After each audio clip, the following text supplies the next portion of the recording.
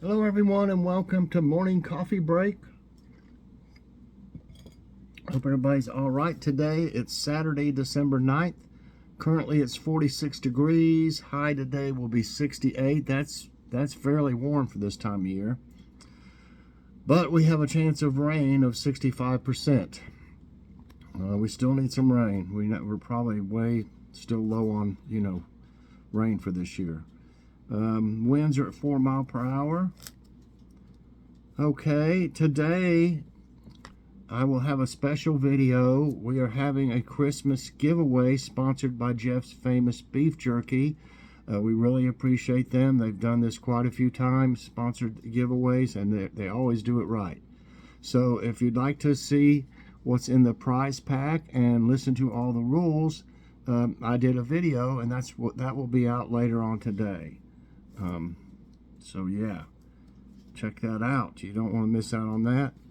And let's see, what's for dinner? We bought some I don't think the haul's come out yet, but we bought some manicotti, some cheese and spinach manicotti at Aldi, and we're gonna have salad and garlic bread. That'll be real good, and that'll be a meatless meal there. I mean, you could make some meat sauce, I guess, if you wanted to. I don't think I'll do that though, because we've always had it without adding any meat to the sauce. And I'll be using Barilla roasted garlic pasta sauce, which we haven't ever tried that one. And they changed their bottle a little bit. I like it. I'll show it to you.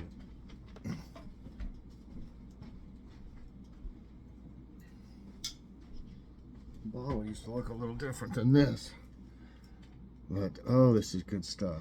I don't know if like I said, I don't think we've ever tried the roasted garlic in it, but I'm going to use that, and I know it's going to be good. And here's the garlic bread. It came from Aldi. Is it upside down or something? Right. One way it's upside this way, and one way it's that. Yeah, we're gonna have that. I got the garlic bread at Aldi, and I got this at Walmart and I ended up getting, oh gosh, how much was it?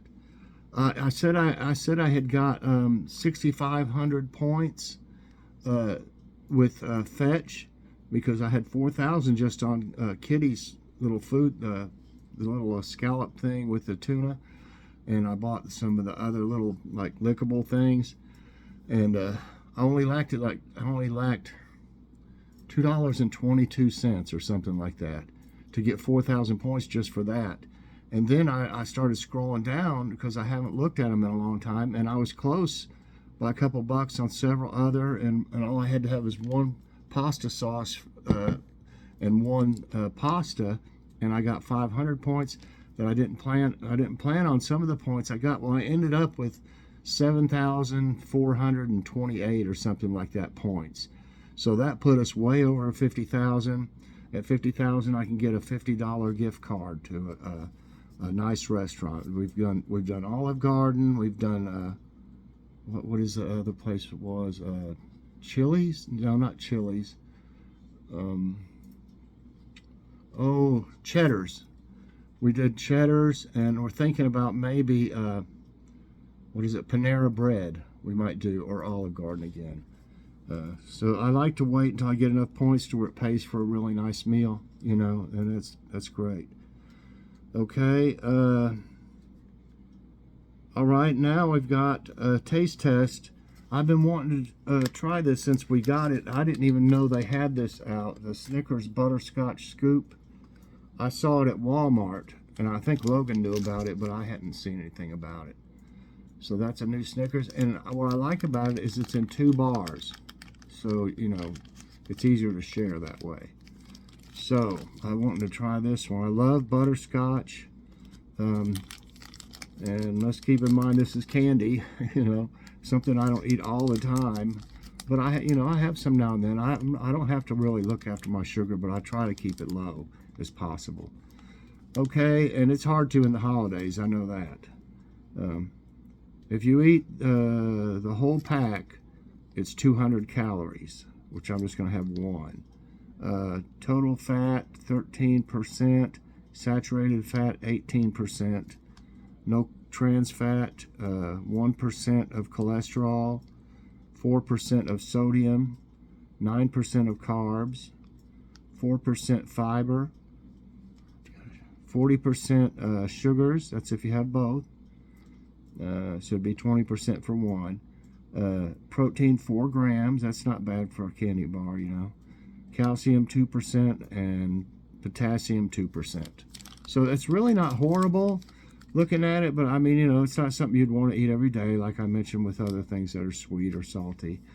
Really, okay, 40% of sugar, and I thought the fat might be more than 13% and 18%. I'm going to give it a 3.75 out of 5 for nutrition facts. You know, it's like I said, it's candy, so I can't really go real high on that. But let's try it out. Kitty, you can't have chocolate. So see, it comes, and it's melting real easy, I can tell. So I'm going to keep it down like this.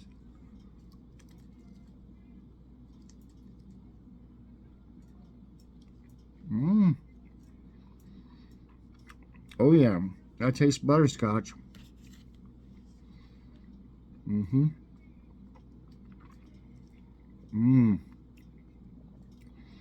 Oh, with the peanuts and stuff and the chocolate.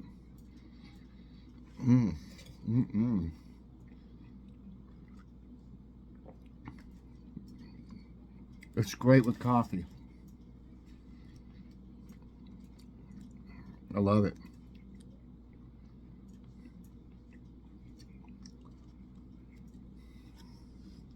You can't have chocolate, Kitty. If you like butterscotch, you're really going to love this. It has, you can definitely taste butterscotch.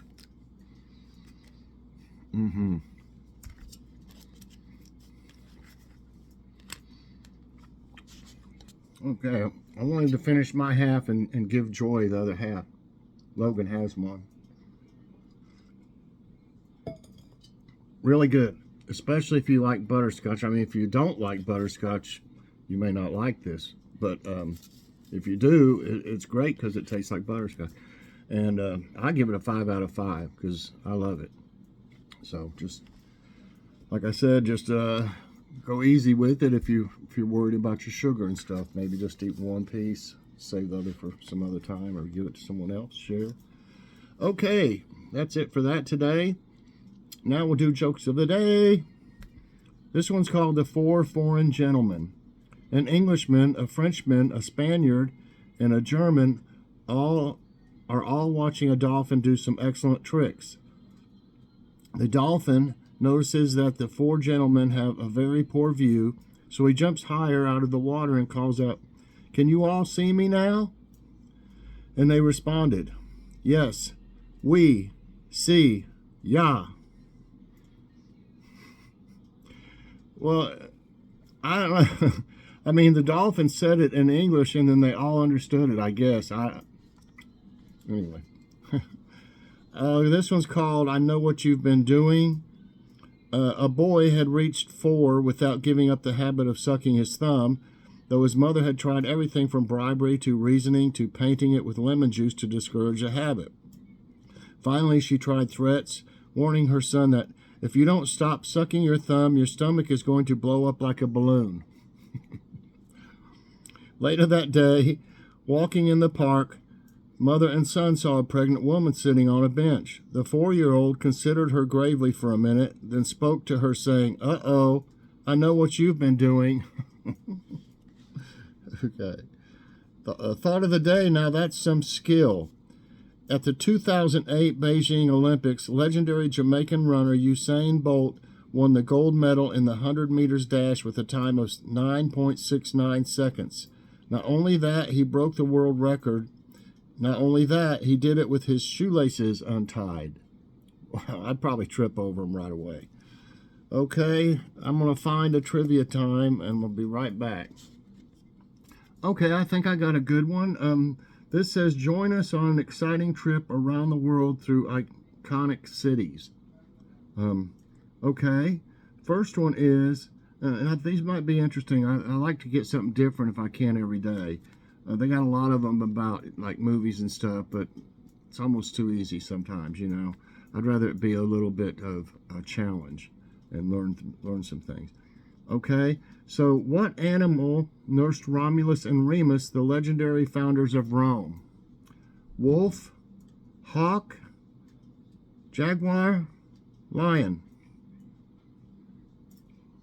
Well, I'd like to see them. The two of them try to nurse from a hawk. I still see it. Do they even do that? They don't do that. Hawks don't. The eggs. They come out of the eggs and then they feed them stuff, but they don't. They don't nurse them. I should have even thought about that before I thought about how they would be nursing. I don't see a lion or jaguar. It was wolves. It was wolves. That's right. Oh, this is a long one. I'm not going to read all this. It's got a whole story here. When Nemetor was king of Alba Longa, his brother Amulus seized the power and dethroned Nemetor, killing his male heirs and forcing his daughter, Rhea Silvia, to become a Vestal virgin. Nevertheless, Rhea Silvia gave birth to twins, Romulus and Remus, whose father was thought to be Mars, the god of war. And they condemned the babies to drowning in the river. They put the twins in a basket and pushed them down the river. Sounds kind of like Moses in a way. And then a she-wolf called Lupa nursed them. Basically is what it is. Which of these cities is home to one of the largest castles in the world? Ontario, Montevideo, Sao Paulo, Prague. I don't think it's Ontario, and I don't know what Montevideo is. That could be some kind of trick. Sao Paulo, it's possible, but I think is it Prague? Is that in Russia? Isn't it? I'm thinking. So that's what I'm going for. And that's right. I've seen some pictures, and I don't know if this is one of them or not, but that's a picture with it. Prague Castle was most likely founded around 880 by Prince Borovaj of the Premyslid dynasty. According to the Guinness Book of World Records, Prague Castle is the largest coherent castle complex in the world, with an area of almost 27,027 square miles. Wow! What, are you kidding me? With an area of 27,027 miles. Wow, that's crazy. The UNESCO World Heritage Site, it consists of a large-scale composition of palaces and ecclesiastical buildings with various architectural styles, from the remains of the Romanesque-style buildings from the 10th century through Gothic modifications of the 14th century. Wow, that's interesting. What band performed a world-famous rooftop concert in London in 1969? Rooftop. The Rolling Stones, the Beatles, Led Zeppelin, Queen, 1969. Oh my goodness, I've seemed like I've heard this. I want to say it's Rolling Stone or Beatles, and I'm not sure which one. The Rolling Stones were pretty rebellious, but the Beatles were known to do some crazy stuff too. I'm going to take a chance on this one and say Rolling Stones. It just sounded like something they were doing. Of course, it's the Beatles. I missed that one, talking myself out of it. It's the Beatles, and did I say even all of them? I said Rolling Stones, Beatles. It's Led Zeppelin and Queen. I'm sorry if I didn't mention. I think I did. But anyway, on 30 January 1969, the Beatles performed an impromptu concert from the rooftop of their Apple Corps headquarters at 3 Savile Row in central London's office and fashion district. Joined by guest keyboardist Billy Preston, the band played a 42-minute set before the Metropolitan Police arrived and ordered them to reduce the volume. I was thinking Beatles, but I also knew the Rolling Stones they would do crazy stuff, you know. So it wouldn't have surprised me for it to be them. So I did miss one. New York City is known as a city that never does what? Drinks, yawns, sleeps, eats. That never does what? Drinks. Everybody drinks. Yawns. Everybody yawns. Everybody sleeps. But eats. It's got to be sleeps. I thought that was like Las Vegas or something, that there was the saying for that. Maybe I'm wrong. But sleeps. That's right. New York City is known by many nicknames, such as the City That Never Sleeps or Gotham, but the most popular one is probably the Big Apple. How did this nickname come about? Although uses of the phrase are documented in the early 1900s, the term first became popular in the 1920s when John F. Fitzgerald, a sports writer, started a column about a horse called Around the Big Apple. Okay, next question. Which of these famous works of art can be found in the Louvre in Paris? And I'll show this picture. I don't know what it is. Maybe it is something of the Louvre or whatever. So which of these famous works of art? The Guernica, Guernica, Las Meninas, The Kiss, the Mona Lisa. And I saw a movie the other day, and it was, oh my gosh, who was it? It was a movie with that gal, Melissa McCarthy, in it, and she was a genie. Did y'all see that the other day? She was a genie. And she wanted the guy who was her, you know, she was his genie. I don't know if he asked for it, or anyway, she swapped a shirt on his wall, like a sports jersey that he had in a frame. From America, she swapped it. Didn't go there. She just like bewitched. Did he?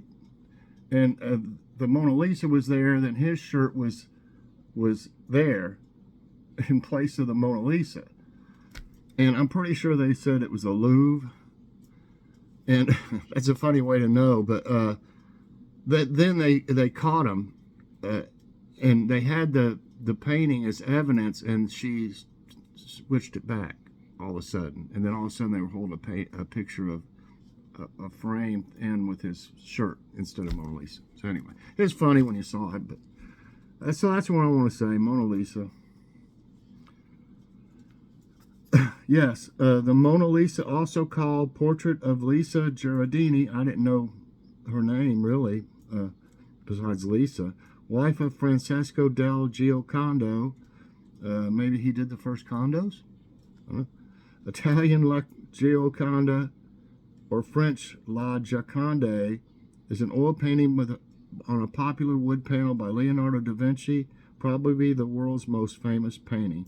It was painted sometime between 1503 and 1519 when he was living in Florence. Next question. 4 right, 1 wrong.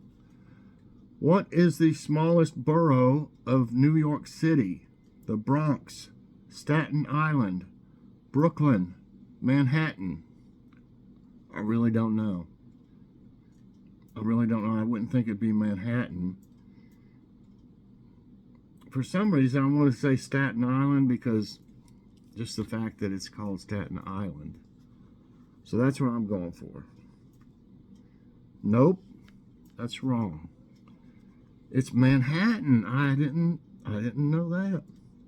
More than 30 million tourists visit New York annually, but most of these rarely see much beyond the 22.6 square miles of Manhattan Island.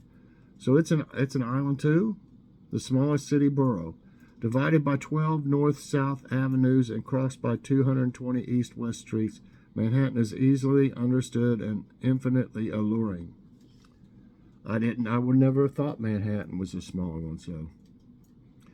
What would you find on the Ile de la Cite in central Paris? Oh boy, I'm not for sure about this. Here's a picture. I don't know if it shows anything on there or what, but I don't see anything really. The Arc de Triomphe, Sacre Coeur, I'm probably butchering this, Notre Dame, Eiffel Tower. What would you find on the in central Paris? Boy, I might miss this. I don't think it's Notre Dame, or the Eiffel Tower, but it is in Paris. I know that. For some reason, I want to say the Arc de Triomphe. It might be Eiffel. No, it is Notre Dame. Notre Dame. Ile de la Cite is an island in the River Seine in the center of Paris. Well, I didn't know that. In the 4th century, it was the site of the fortress of the Roman governor.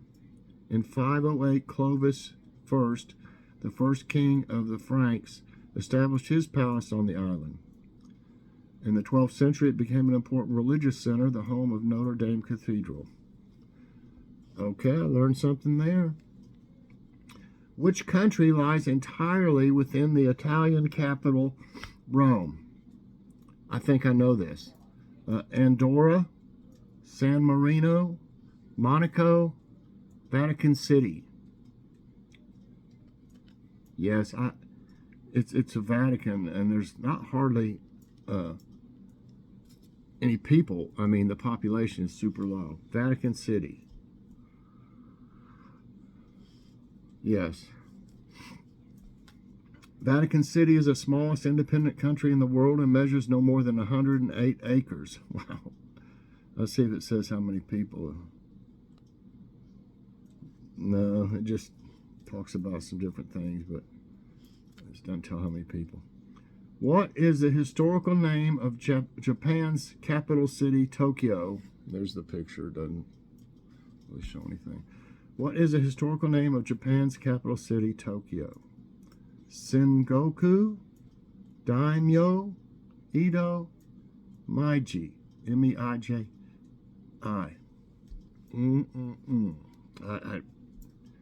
What is the historical name of Japan's capital city, Tokyo? Sengoku, Daimyo. I don't know for sure. The only one I think I've ever really heard is Sengoku. But it could have been just another city that I heard something on. So that's what I'm going to go for. Nope. It's Edo. E-D-O. A little over 400 years ago, Tokyo was a bustling town known as Edo and the seat of the formidable Tokugawa shogunate. While the emperor reigned over Kyoto, the nation's capital, Tokyo, was nothing more than a lively castle town. One more on 5 and 4. 5 right, 4 wrong. Which of these cities is on roughly the same latitude as New York City? Oh my goodness. Madrid, London, Berlin, Paris. New York City. I'm thinking